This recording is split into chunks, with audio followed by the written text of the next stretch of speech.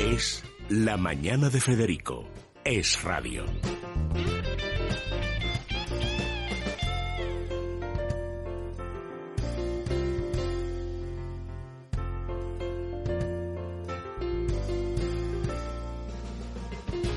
Y 18 minutos de la mañana, una hora menos en las Islas Canarias, y hasta ahora vamos a charlar durante unos minutos con el presidente de AMPE, Nicolás Fernández Guisado. ¿Qué tal? Muy buenos días. Hola, buenos días. Bueno, cada vez hay más padres, y esto es muy triste, que no quieren llevar a sus hijos al colegio en esa vuelta incierta, que no haya todavía unas normas, digamos, comunes en todo el territorio español, no ayuda a transmitir demasiada confianza, que se diga. Claro, eso es así. Es decir, se está llegando tarde. Nosotros hemos venido reclamando ya desde final del curso pasado un protocolo unificado en todo el Estado con unos criterios claros y concretos que contemplaran toda la parte de medidas higiénico-sanitarias y, por otra parte, también las medidas organizativas que son fundamentales para regular el comienzo de curso. El Gobierno no hizo más que un ligero índice de genérico allá por el 22 de junio y dejó luego en manos de las comunidades la regulación del comienzo de curso, y estamos asistiendo pues a 17 vueltas diferentes con criterios muy divergentes, unos razonables, otros no, pero claro, esto genera mucha incertidumbre, y esta incertidumbre perjudica seriamente a la capacidad organizativa de los centros, a los docentes y también a las familias. Por tanto, es entendible la preocupación de los padres, pero nosotros queremos que y deseamos que la vuelta a las aulas, salvando todos los obstáculos y con todos los retrasos y todo lo que se está produciendo, se pueda celebrar con carácter presencial, porque el derecho a la educación es esencial y los padres contribuyan y puedan llevar a los hijos a los centros. Señor Fernández, ¿ha tenido tiempo usted de leer con detenimiento el plan que ha presentado la Comunidad de Madrid? Sí, aunque fue ayer por la tarde. ¿Sí? Lo hemos ido analizando, lógicamente, viendo las medidas, las propuestas que hay, como hemos tenido ocasión de analizar los distintos protocolos que han hecho otras comunidades. Bueno, me gustaría que comparta con nuestros oyentes cuáles son sus impresiones, cuáles son esas medidas razonables de las que usted hablaba y cuáles son, digamos, mejorables. Bien, pues respecto a la de la Comunidad de Madrid, porque me ha preguntado por empezar por ello específicamente, a mí me parece razonable la propuesta de contratación de profesores, aunque lógicamente siempre desearíamos más, ¿no? Sí. La bajada de ratios, que para garantizar la distancia de seguridad, pues mantiene una ratio de 20, que nos parece adecuado, y eso, pues bueno, pues facilita el cumplimiento de esa distancia social. En fin, hay cuestiones, ya digo, tan positivas aparte de estas medidas. Quizás las medidas más controvertidas es el tema de las cámaras. Sí nos parecen bien la contratación de material tecnológico, de ordenadores y herramientas para ponerlo a disposición de los alumnos y profesores, y el tema de las cámaras nos genera problemas, porque ya lo hemos visto en otras ocasiones, es decir, hay que garantizar el derecho a la intimidad del alumno y la libertad de cátedra del profesor. Aulas virtuales, por supuesto, sí, pero imaginemos si estas cámaras se utilizan para que un alumno no vaya al centro y pueda seguir la educación en su propia aula y el profesor impartiéndolo, pues fomentaría aún mucho más el absentismo. Diría, ¿para qué vamos a ir si lo podemos seguir desde casa?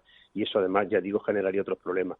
Es quizá la medida más controvertida, pero también nos parece muy bien el tema del uso de las mascarillas desde la enseñanza de primaria.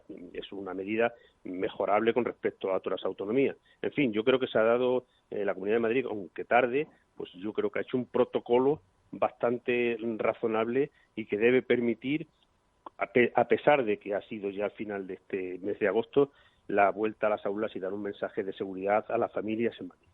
¿Y de otras comunidades autónomas? Por ejemplo, Cataluña. Pues Cataluña también lo presentaba ayer, Cantabria. Sí, pero hay otras cuestiones que, por ejemplo, ya digo, el tema es la diferencia de criterio. Miren, las mascarillas en Madrid se dicen que a partir de infantil, 6. en secundaria, en Cataluña en secundaria.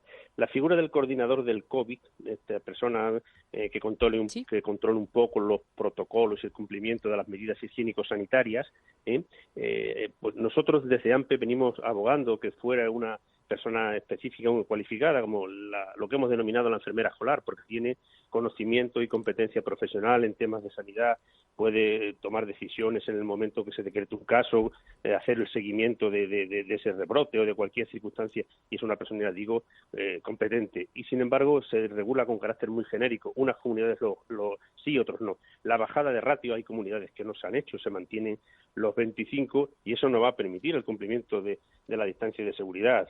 Es decir, esto es un poco esperar a ver qué sucede, a verlas venir. Y ya digo que hay discrepancias importantes. El tema de incremento de plantillas es muy desigual. Es decir, en Madrid se anuncian casi 11.000 profesores, en otras comunidades apenas hay previsiones de aumentar la plantilla y no se puede hacer la cuadratura del círculo. Si queremos reducir las ratios y queremos hacer desdobles de grupos, necesariamente tenemos que contratar profesores, no solo para la educación presencial, que es básica, que es la que venimos defendiendo, sino para, en una supuesta situación de cierre o de confinamiento, llegar a hacer el seguimiento de los alumnos que se quedan en clase. Por ejemplo, la semipresencialidad, que se está admitiendo en casi todas, pues solamente se puede aplicar en determinados niveles, es decir, a partir de tercero de la ESO, cuando los alumnos tienen una autonomía para poder ir al centro y moverse. Pero eso requiere al mismo tiempo un refuerzo de la tutoría. Que el profesor que está en clase con sus alumnos haya algún tutor que pueda hacer el seguimiento de los otros alumnos para que estos no se queden descolgados. Ya vimos durante el confinamiento que la educación online deja muchos déficits y lagunas y que hay niveles educativos que es inviable, me refiero en infantil, en primaria. Ahí la educación semipresencial online no tiene sentido. La formación profesional en práctica, si no existe una presencia, no se pueden realizar. En fin, todas estas cuestiones hay que valorarlas y tenerlas en cuenta. Y para ello había que haber hecho unas previsiones, un esfuerzo inversor grande y tenerlo todo preparado y previsto, no ahora en la reunión que se va a celebrar mañana, sino muchísimo antes para poder tenerlo todo, ya digo, preparado con unos criterios claros y concretos para que la vuelta a las aulas, dentro de la situación de emergencia que estamos viviendo, se pueda realizar en las mejores condiciones de seguridad. ¿Ustedes van a asistir a la reunión prevista para mañana? No, en principio la reunión es de la ministra con los consejeros de Educación. ¿Y cuál es la última interlocución que han tenido ustedes con el Gobierno? Pues hemos tenido a final de junio, tuvimos una mesa sectorial. Se nos dijo que se iba a crear un grupo de trabajo y nunca supimos nada más. Luego hemos visto en el BOE que el grupo de trabajo son personas del propio ministerio. Es una reunión, ya digo, en ese caso. Eso nos suena al Comité de Expertos Sanitarios, que al final era dentro del propio ministerio. Ya se sabe que en España cuando no se quiere solucionar un problema se crea una comisión y se deja pasar el tiempo. Esto ha sido lo que ha ocurrido. Luego en el Consejo Escolar del Estado, del que somos partícipes, pues tuvimos una reunión con el secretario de Estado, pero le transmitimos allí todas nuestras preocupaciones, inquietudes y todas las dificultades que podía haber y lamentablemente se ha perdido 2 meses. Bueno, se han perdido 2 meses, no. Llevamos ya casi 6 meses desde que se produjo el estado de alarma sin que en la educación se hayan tomado medidas que pudieran poner en marcha todos los recursos y todos los medios que se necesitan para que no tengamos un déficit en el curso pasado y este déficit se pueda repetir en un plan que habíamos pedido en AMPE, que es fundamental, es un plan de refuerzo. El año pasado, no nos engañemos, la educación online dejó muchas lagunas, muchos déficits. Era fundamental que ahora, al volver a las aulas, se hiciera una evaluación de cómo va el alumnado y se pusiera un refuerzo educativo importante para que los alumnos no se queden atrás. Eso que nadie se quede atrás no debe ser un mero eslogan, una proclama, debe ser una realidad y eso hay que reforzarlo, ver los aprendizajes para efectivamente que no tengamos 2 cursos perdidos, porque si no, esta generación lo arrastrará en el futuro en su trayectoria educativa. Efectivamente, si algo ha puesto de manifiesto tristemente este confinamiento ha sido eso, que la educación telemática, digamos, virtual, tiene aún muchos déficits en nuestro país. Por lo menos es lo que muchos padres o muchos profesores y muchos alumnos han padecido durante estos meses. También, por cierto, otro de los reclamos que ustedes planteaban, un enfermero en todos los centros educativos. El otro día tuvimos la ocasión de charlar con el consejero madrileño, con el señor Enrique Osorio, que nos explicaba que esto venía a ser ahora mismo una utopía, porque entonces se quedaría la sanidad pública sin enfermeros. No, miren, vamos a ver, las cosas con racionalidad se pueden llevar a la práctica. Nosotros no decimos que haya un enfermero destinado en cada centro. Hombre, en una zona que haya 2 centros o 3 con línea 1 educativa, decimos, con poco alumnado, un enfermero puede atender 2 o 3 centros fácilmente. Mire, en España hay 20 y tantos mil centros en todo el territorio nacional. Pues a lo mejor con 15.000 profesionales de la sanidad lo podíamos. No es una propuesta disparatada ni mucho menos, ¿eh? Aparte que debería ser una propuesta contemplada a largo plazo, no solo ahora, coyunturalmente para la situación de la pandemia, para tener en cuenta cómo se siguen los protocolos, cómo se actúa en caso de que se produzcan rebrotes y cómo se hace el seguimiento, la toma de temperatura. Pero es que en los centros durante mucho tiempo hay muchos problemas. La salud de los menores es tan importante como la educativa. Alumnos que tienen enfermedades crónicas, que hay que dispensar medicamentos, corrección de la nutrición, en determinados niveles, le voy a hablar de drogadicción, de muchísimas cuestiones. Sí, diabetes.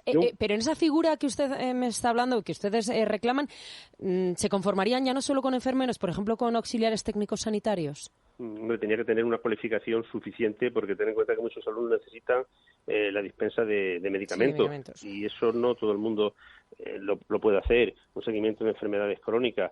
En fin, yo creo que esto hay países que ya lo tienen implantado. Ya digo que no es que nosotros seamos maximalistas y queramos que de la noche a la mañana se hagan los 28.000 sanitarios que se necesitarían, pero ya digo, hacerlo de una manera escalonada se podría llegar, y ese servicio de apoyo a la salud de nuestro alumnado sería fundamental para el futuro, sería una buena medida. Ahora es necesario con motivo de la pandemia, pero para el futuro sería, ya digo, una medida muy razonable. Bueno, al mismo tiempo que estamos charlando, se está produciendo ahora mismo una entrevista en la cadena SER con la ministra Isabel Celaá, Rubén. Sí, acaba de reaparecer en la cadena SER. La ministra de Educación se muestra partidaria de la educación presencial. Dice que se han acordado documentos muy importantes con las comunidades autónomas. Se muestra partidaria de las mascarillas a partir de los 6 años y la toma de control de temperatura. Y atención, porque anuncia que habrá un responsable de COVID en cada centro. Donde no haya enfermería, afirma la ministra de Sanidad, será el propio personal docente el encargado. Así que los profesores también serán los responsables del COVID, de tomarles la temperatura y en caso de que haya enfermos, de tratarlos. Bueno, ¿qué opinión le merece? Bueno, sí, ahora se rectifica, ¿no? Se dicen ya las mascarillas desde los 6. Lo de la figura del coordinador de COVID tiene sentido cuando sea por una persona, ya digo, con competencia profesional y del mundo de la sanidad. Sería añadir más carga y más responsabilidad a un profesor que no tiene esa cualificación ni esa competencia. O sea, ya decimos, lanzamos la idea es interesante, un coordinador del COVID, pero un coordinador del COVID tiene que ser una persona que tenga esa función específica y aparte de eso que tenga esa función también concreta. ¿Qué vamos a hacer el profesor? ¿Le sacamos de las aulas para ir haciendo todos estos seguimientos? En fin, yo creo que las cosas hay que hacerlas y hacerlas bien. Entonces, el coordinador de COVID, para que sea eficaz, debe responder a un perfil y debe tener una competencia sanitaria y profesional. Me gustaría también preguntarle, es la misma pregunta que le hicimos justo hace una semana al consejero Enrique Osorio, al consejero de la Comunidad Madrileña. ¿Cree que finalmente el profesorado, y más después de ayer, que se anunció la contratación de más plantillas, va a respaldar esa huelga de comisiones y de UGT para el inicio del curso escolar? Vamos a ver, yo le puedo hablar por AMPE. Nosotros, antes de todo esto y conociendo todas las dificultades que había y los retrasos en los protocolos, ya anunciamos públicamente y dijimos que AMPE no va a secundar ni convocar ninguna huelga en una situación de emergencia sanitaria. Las administraciones educativas, desde la central, la primera, y las autonómicas también, merecen algún reproche por la mala gestión que se ha podido hacer del ámbito educativo, tanto en el confinamiento como ahora. Pero una huelga no es la solución, todo lo contrario. Lo único que contribuiría es a agravar el problema. Mire, si hay una huelga, se necesitan, por supuesto, poner unos servicios mínimos. Quiere decir que habrá menos profesorado, que habrá menos atención al alumnado. Es decir, no podemos privar del derecho a la educación, que es un derecho básico y fundamental a la familia. Y esto no es ninguna reivindicación laboral. Nosotros, por supuesto, que exigiremos el cumplimiento de todas las medidas higiénico-sanitarias, de los protocolos que se aprueben, de los protocolos que se establezcan. Y en última instancia, si no se cumple ni la ley de prevención de riesgo, ni se cumple el cumplimiento de estos protocolos y no se garantiza la sanidad y la seguridad en los centros, exigiremos en todo caso a las autoridades administrativas el cierre, pero la huelga no es la solución en absoluto en este momento. Al drama que viene de lejos, además, el drama educativo. Imagino que usted habrá leído en más de una ocasión a José Antonio Marina. A mí personalmente me gusta mucho, le sigo desde hace años y él dice siempre de la educación como de Santa Bárbara que solo nos acordamos cuando truena y los truenos siempre suelen venir en campaña electoral. ¿Es la eterna olvidada la educación? Sí, desde luego que sí. Se habla mucho de la educación, pero no se dan los pasos para que sea una verdadera prioridad. Mire, hemos tenido en el sistema educativo ya 8 o 9 leyes orgánicas educativas desde que restauramos la democracia, y ninguna ha venido precedida de un consenso. Yo coincido mucho con José Antonio Marina, hemos trabajado mucho. Últimamente incluso intentamos sentar las bases de un pacto educativo, pacto que ha sido reiteradamente un fracaso, porque la educación lamentablemente está muy ideologizada. Se proclama por todo el mundo que interesa, que vamos a hacer una prioridad, pero a la hora de la verdad cada sector educativo, cada partido político se refugia en sus planteamientos ideológicos y no hay ningún interés en buscar acuerdos razonables que nos alejen de esta confrontación ideológica permanente. Le quieren saludar y plantear algunas cuestiones nuestros tertulianos. Francisco. ¿Qué tal? Muy buenos días. No, yo le estaba escuchando como siempre con gran interés, pero al final ¿quién lo va a pagar todo esto? Porque estamos hablando pues de 20.000 personas de personal sanitario que entiendo que convertiríamos en funcionarios, unos 100.000 profesores más que convertiríamos en funcionarios, y entonces claro, yo pregunto a la sociedad y pregunto a ustedes, ¿estamos dispuestos a que nos suban más los impuestos? Digo, porque dinero no hay, y luego todos estos planteamientos de excepcionalidad, es decir, hombre, lo mejor es enemigo de lo bueno, es una frase muy tópica pero que es interesante. Entonces claro, es decir, tener una enfermera o enfermero, me es igual, en un centro escolar, pues no sé si es necesario, yo he sido alumno y soy profesor, no veo yo la utilidad sinceramente, salvo en este momento de la pandemia, para tener, insisto, permanentemente una persona en un centro escolar donde pues habitualmente, que yo sepa, no pasan cosas de este tipo. Habrá algún alumno que necesite atención puntualmente, pero no sé hasta el extremo si tiene sentido que España asuma un coste tan multimillonario. Sí, anteriormente cuando me referí yo decía que esta medida, que ahora tiene un carácter excepcional y que puede ser de urgente necesidad en la actualidad por el tema de la pandemia, yo digo que a largo y medio plazo se podía plantear con un carácter transitorio. Es decir, si hay 20.000 centros, no hace falta. Estamos hablando de áreas de salud, de zonas. No tiene por qué haber una profesora una enfermera escolar en un centro de 8 unidades. Por ejemplo, ahora mismo yo estoy de vacaciones en un pueblo en Extremadura. No tendría sentido, eso estoy totalmente de acuerdo, pero podría haber un área que abarcara 2 o 3 pueblos y pudiera hacer un seguimiento de los alumnos que tienen enfermos, de planes de nutrición, de planes de sanidad que se puedan implementar. Ya digo, es una medida de refuerzo, no de la noche a la mañana esta contratación. Y el otro tema del profesorado, es verdad que eso es un problema enorme, pero eso pasa porque no se han hecho las remodelaciones y adaptaciones necesarias en su debido momento. La primera medida cuando el confinamiento decíamos, vamos a redactar los centros para cumplir las distancias de seguridad, y eso es lo que requiere ese esfuerzo de contratación, porque si reducimos la ratio, la bajamos a 20, naturalmente que tiene que haber desdoble, naturalmente que tiene que haber contratación de profesores. Todo eso se puede hacer con racionalidad. Nosotros proponíamos otras medidas para que no se tuviera que acudir a esta contratación masiva, que es desdoble de horarios, es decir, que haya menos horario lectivo, porque claro, al profesor no se le puede exigir que vaya por la mañana y vaya por la tarde y luego también tenga que hacer seguimiento de las tareas semipresenciales. Ya digo que todo esto requiere una adaptación centro a centro. Tiene que haber un protocolo común unificado con unos criterios generales. Pero luego la radiografía de los centros es muy diversa. La radiografía de los centros requiere adaptaciones concretas. Y si se hubiera hecho con tiempo, se hubiera ahorrado muchos costes económicos y se podía haber dado un mejor servicio. Porque efectivamente esto tiene un costo significativo y no somos maximalistas. Cuando la ministra dijo al principio que haríamos grupos de 15, nosotros les decíamos desde antes, eso es inviable. Claro, hacer grupos de 15 en el aula supone doblar prácticamente la plantilla. Miren, en la pública hay 500.000 profesores. Nosotros no somos utópicos. ¿Cómo vamos a pedir 1 millón de profesores? Eso es inviable. Por eso digo que hay que adoptar criterios razonables y criterios que se puedan cumplir, teniendo en cuenta, ya digo, la situación de emergencia en la que vivimos. Pero ahí la remodelación hubiera hecho y la adaptación de espacios una gran labor y hubiera evitado mucho coste de profesores. Buenos días. Buenos días. A ver, 2 cuestiones. Por un lado, yo tengo la sensación de que aquí, especialmente desde el Ministerio de Educación, se está lanzando una moneda al aire.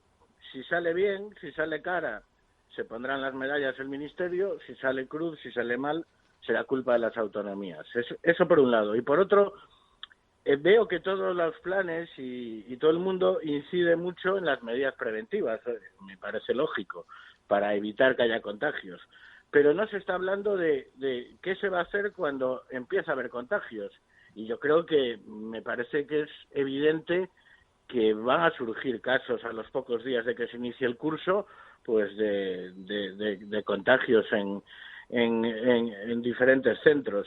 Entonces, claro, podemos estar en una situación de empezar ahora el curso en septiembre para que a las 2 semanas, cuando en la prensa empiecen a aparecer casos de contagios, volver a confinarnos. ¿No debería haber un plan para que contemple eso, para ver cómo se actúa una vez que en un centro haya un caso o varios casos? O lo único que nos queda es eso, lanzar la moneda, y si sale bien, y si no, se vuelve a confinar a los alumnos. Claro que sí, eso es lo que debería haberse hecho. Y mire, los protocolos de algunas comunidades contemplan distintos escenarios, y eso es fundamental. Nosotros hablábamos de un plan A que es la vuelta a las aulas en condiciones de presencialidad, que es lo que todos deseamos, que es lo que queremos, porque es lo mejor para la educación, no solo para transmitir conocimientos, sino transmitir valores, convivir, en fin, lo que es el papel insustituible del docente y la relación con el alumno. Y un plan B para el caso de que se produzca un confinamiento bien parcial. Mire, tenemos un ejemplo en Alemania al lado, con menos rebrotes que aquí, y con pandemias. Allí empieza el curso por razones climatológicas mucho antes, en agosto. Pues ayer en Berlín cerraron 40 centros. Claro, si eso pasa en Berlín, ¿quién nos dice a nosotros que no va a pasar en Madrid o en cualquier...? Entonces, estoy totalmente de acuerdo. Pero a lo que me refiero es, no debería haber un criterio fijo para ver cuándo se cierra, a partir de qué número de contagios o de qué situación epidemiológica. Ese es el protocolo que reclamamos y que demandamos, es decir, el plan A y el plan B para cuando se produzca una situación de confinamiento bien parcial en un centro, en una zona, o incluso más global, en una comunidad, o Dios quiera que no, en todo el Estado. Y en ese plan B es donde entraría ese plan de digitalización que venimos reclamando y que tampoco se ha avanzado. El plan de digitalización tiene que atender a facilitar o tener herramientas digitales a disposición del alumnado. Muchos tienen ya, completar los que no tengan, hacer un seguimiento de cada alumno, y sobre todo el tema de las plataformas de conectividad. No basta con tener una tablet o un ordenador en casa, sino unas plataformas que nos permitan una conexión eficaz y con el centro para poder seguir estas tareas. Un plan también que refuerce la tutorización del alumno, las adaptaciones curriculares. Es que son muchas cosas. No es la misma la metodología y la adaptación que hay que hacer si hay que tratar con la educación a distancia, online, que si se está en el centro. Claro que son cuestiones, es muy controvertido, pero estamos hablando de una cosa que nosotros entendemos, y yo creo que todos estaremos de acuerdo, que es fundamental, que es la educación y la formación de nuestros jóvenes. Y en una situación de emergencia, pues tenemos que adoptar situaciones de emergencia, pero en ese caso ser generosos para dar respuesta a todos estos problemas. Pero lamentablemente esta es la crítica. Ni hay un plan A, y esperamos que salga mañana, un plan A que diga cómo se debe atender el carácter general del día a día en los centros, y el plan B que contemple todas estas medidas. Pero para el plan B hay que tener unos presupuestos básicos para atender al alumnado cuando está en casa, porque si no, el otro plan que usted ha citado es a ver qué pasa, confiar un poco en la providencia y decir, bueno, vamos a abrir los centros y a ver cómo evoluciona esto. Pero lamentablemente los rebrotes están ahí, la situación es la que es, y si nos fiamos de países de nuestro entorno con una situación epidemiológica inferior a la nuestra en España, pues han cerrado centros, lo cual nos hace pensar que aquí también, lamentablemente, en octubre vamos a tener que enfrentarnos a una situación de vuelta al confinamiento parcial o total. La pena es que con o sin COVID, y esto lo han demostrado los diferentes gobiernos, es que nunca ha sido la prioridad la educación. Muchísimas gracias, Nicolás Fernández Guisado, presidente de AMPE. Ha sido un placer charlar con usted, como siempre. Un abrazo. Un abrazo y gracias a ustedes. Buenos días. Este verano te presentamos la colección de gafas de sol del 20 aniversario de Libertad Digital by Hooks. Lentes polarizadas, graduables en óptica, materiales de última generación, patillas personalizadas intercambiables y de regalo un exclusivo llavero conmemorativo del 20 aniversario. Por 39,99 € más gastos de envío y con un exclusivo descuento del 20% con tu código LD2020 en toda la colección Hooks. Venta anticipada y garantizada para socios del Club de Libertad Digital. Promoción válida hasta agotar existencias. Entra en libertaddigital.com.